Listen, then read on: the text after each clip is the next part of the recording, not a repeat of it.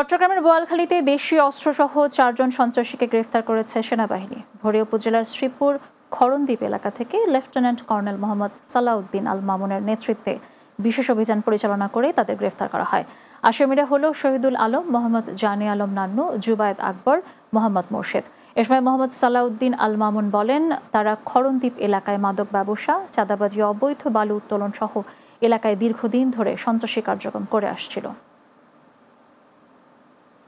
চট্টগ্রাম নগরের চকবাজারে ব্যাটারি রিকশা সহ খালে পড়ে 6 মাসে শিশুর মৃত্যুর ঘটনায় গঠিত চট্টগ্রাম সিটি কর্পোরেশনের তদন্ত কমিটি দুর্ঘটনাস্থল পরিদর্শন করেছে।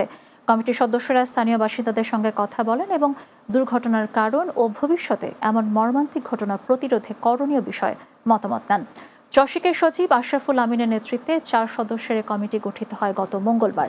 কমিটির সদস্যরা হলেন চসিকের প্রধান প্রকৌশলী আনিসুর রহমান সোহেল, প্রধান পরিচ্ছন্ন কর্মকর্তা কমান্ডার ইখতিয়ার উদ্দিন আহমেদ চৌধুরী এবং আইন কর্মকর্তা মহিউদ্দিন মুরাদ। কমিটিকে 7 দিন কর্মদিবসের মধ্যে তদন্ত প্রতিবেদন জমা দিতে বলা হয়েছে।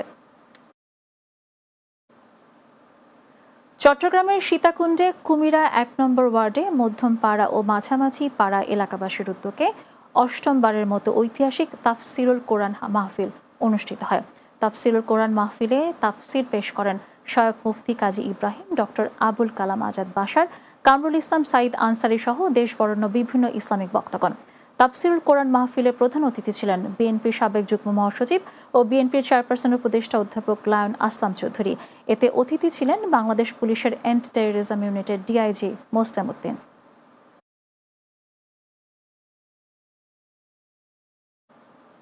শেষ করব দিনের বাংলা, তবে যাওয়ার আগে সংবাদ শিরোনামগুলো জানিয়ে দিচ্ছি আরও একবার।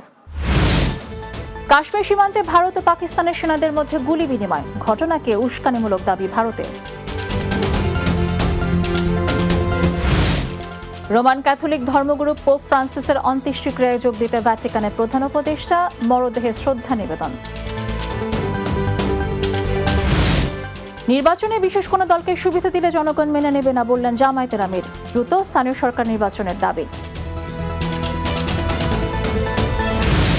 এবং দাম বাড়তে শুরু করায় ভারত থেকে পেঁয়াজ আমদানির প্রস্তুতি হিলি স্থলবন্দরের ব্যবসায়ীদের, অনুমতি চেয়ে কৃষি মন্ত্রণালয়ে আবেদন।